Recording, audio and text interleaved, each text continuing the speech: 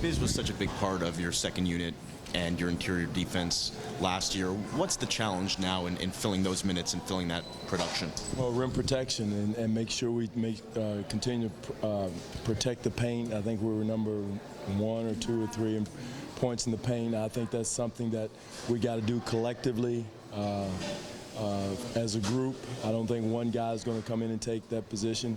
Again, he played 16 minutes a game, but really he did his thing in the playoffs. But somebody in that group is going to step up and protect the paint. And again, it's going to be not just on the bigs, it's going to be on the guards, the wings, to make sure they contain the ball, do a better job of not letting the ball get to the paint, and that way we don't put as much pressure on our rim protection and our rim defense. That group of bigs with Lucas and Jakob and Pascal, so young, what are you looking for from them here in camp to show you that they're ready for a bigger role? Well, again, execution on both ends of the floor, defensively, lack of mistakes. I think that's something that's big, or fewer mistakes. It's a game of mistakes, but fewer mistakes is the most important thing. In exhibition games, to see how they perform in those is going to be big.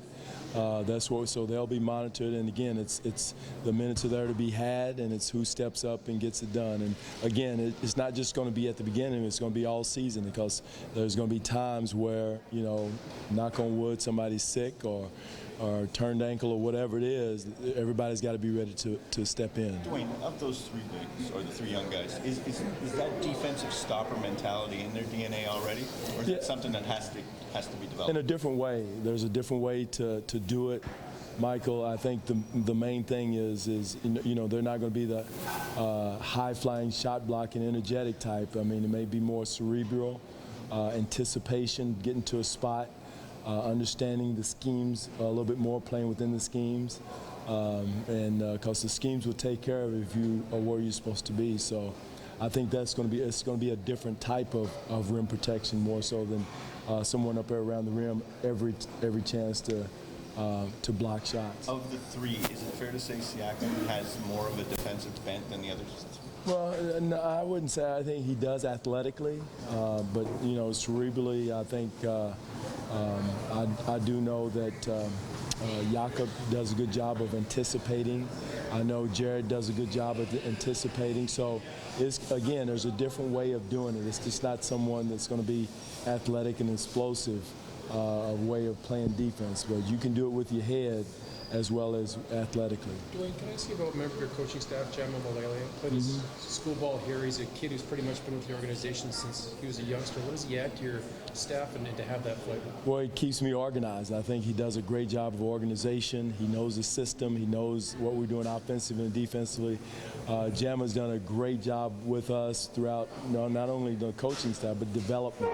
He does a great job of working with the young guys, has a great relationship with all the young players and older players.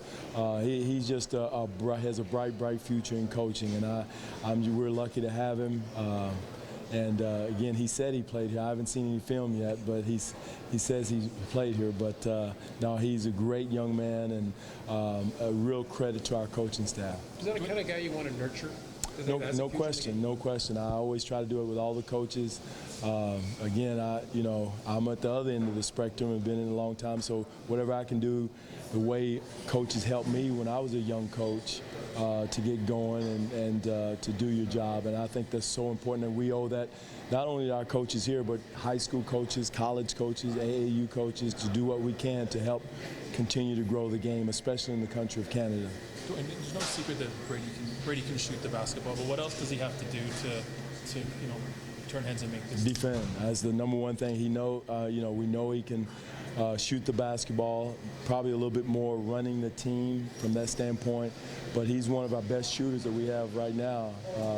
I'm sure Kyle would argue that, but it's almost like a layup for him for a three-point shot, and he's done it for a while. He's proven shooter. But again, like I said, the other things he can do, and he's done it in the last couple of days in the month of September, the time he's been here. And what about Van Fleet?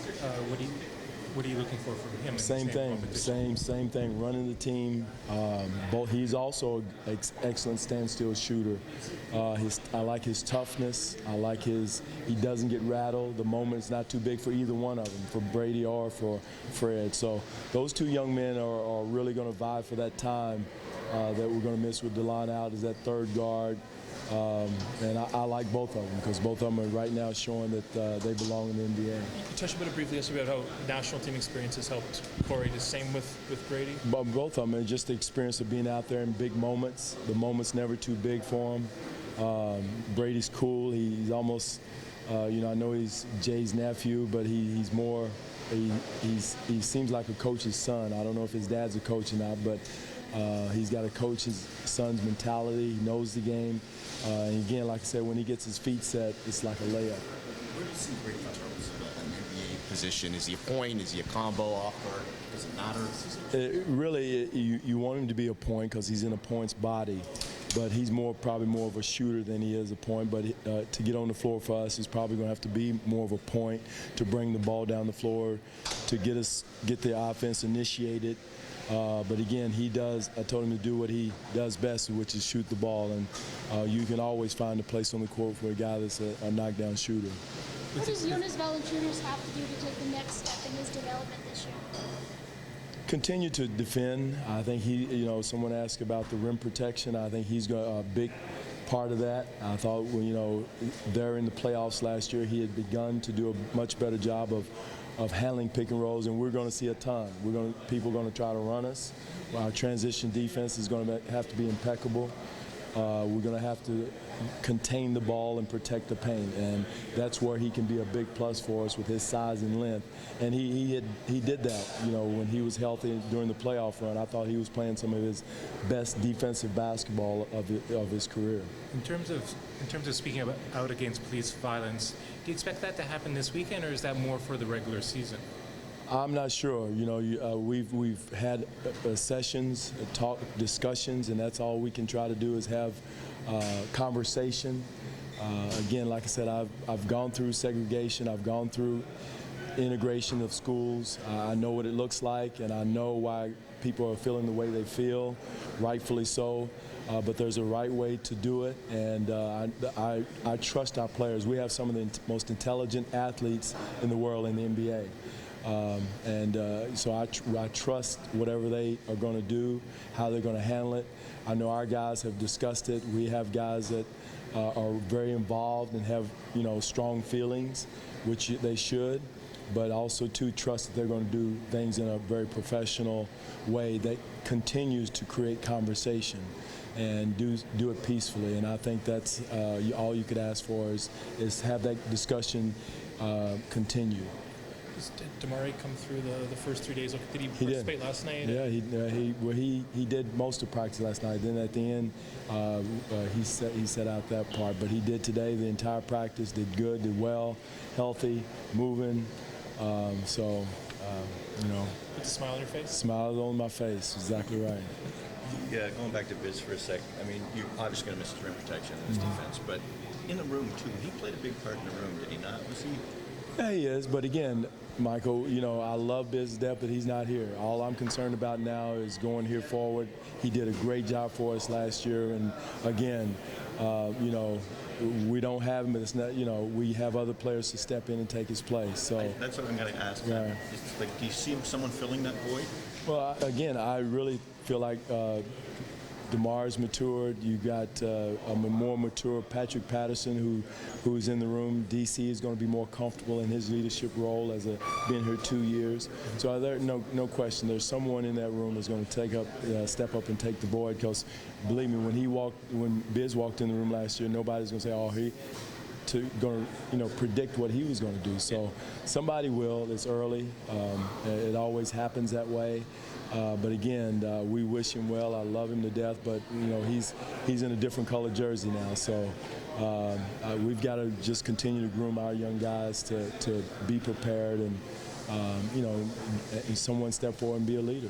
You've always spoken about the challenge of developing while also winning is one of the toughest things to do in sports, and you guys have had success doing it. Does this feel like a younger team with so I know the back end of the roster is a little bit younger than you're used to the last few years, but you've had so much continuity here. Does it feel like a younger team, or because of those more mature guys at the top of the roster? Well, the one reason why it doesn't feel as young is because all the young guys have been here for a while. They started out really young, so that's the thing.